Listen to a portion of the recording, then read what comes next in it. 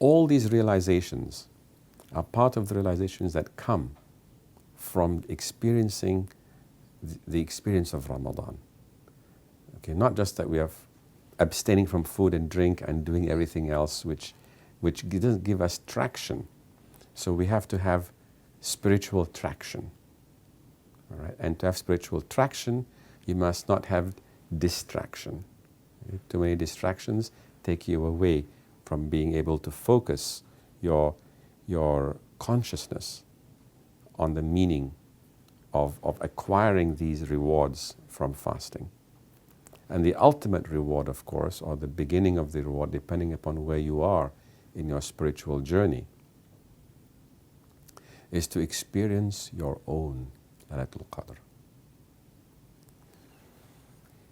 The experience of Laylatul Qadr for different people will be different.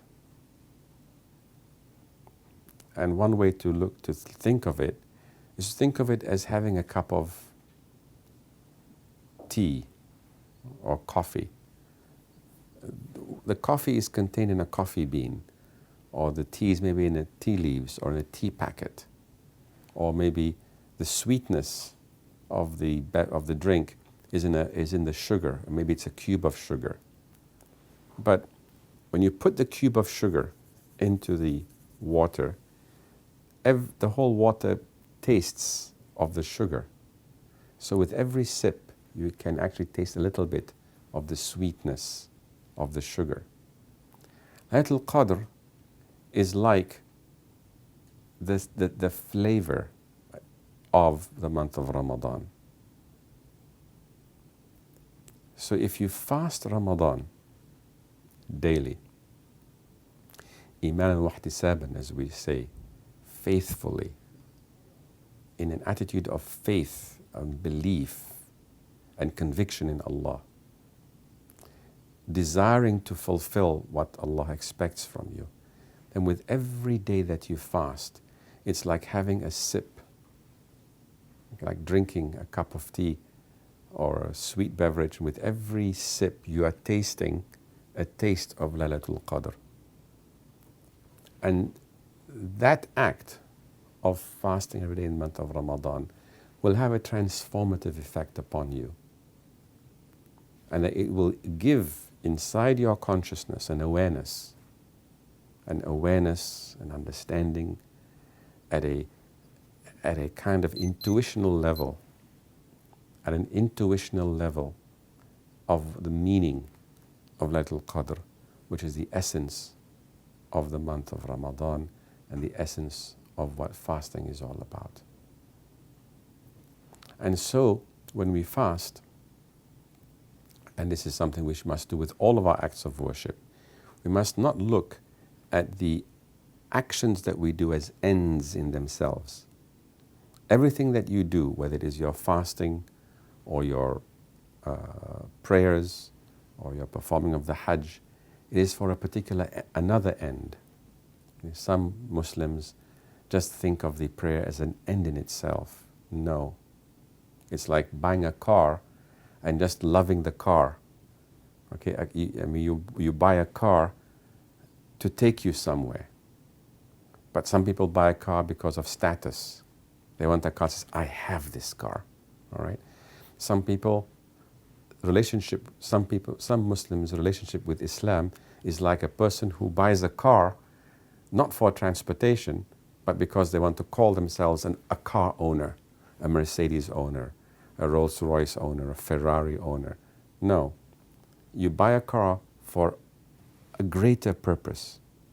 And therefore, you must pray not because of prayer, or we want people to say, oh, what a lovely person he is, what a devout person this man prays, you know. No.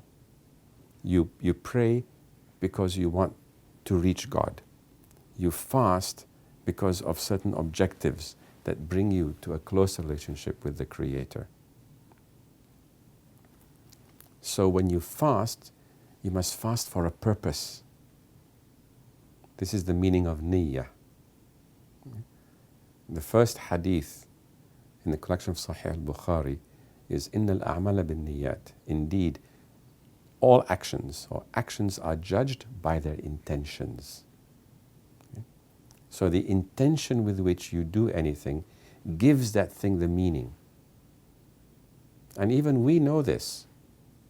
You know, if you have an argument with your wife, you know, and she's angry with you, and you know you want to manipulate her, and you give her flowers, she'll throw the flowers in your face.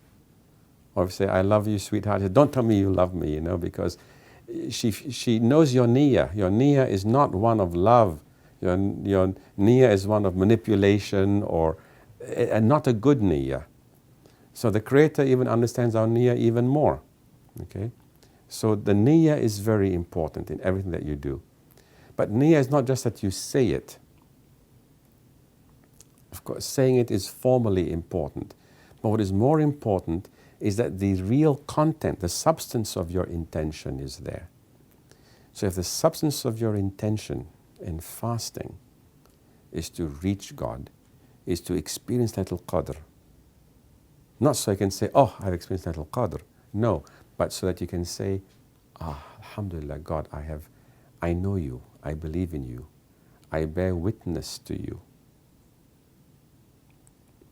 I'm now worshipping you in a state in which I see you. This is the demand of the month of Ramadan, because this is the demand of the Shahada itself. I bear witness that there is no God but Allah. What does bearing witness mean? Aku bersaksi bahwa tidak ada Tuhan kecuali Allah. What does bersaksi mean? It means that you see it, you experience the reality of God.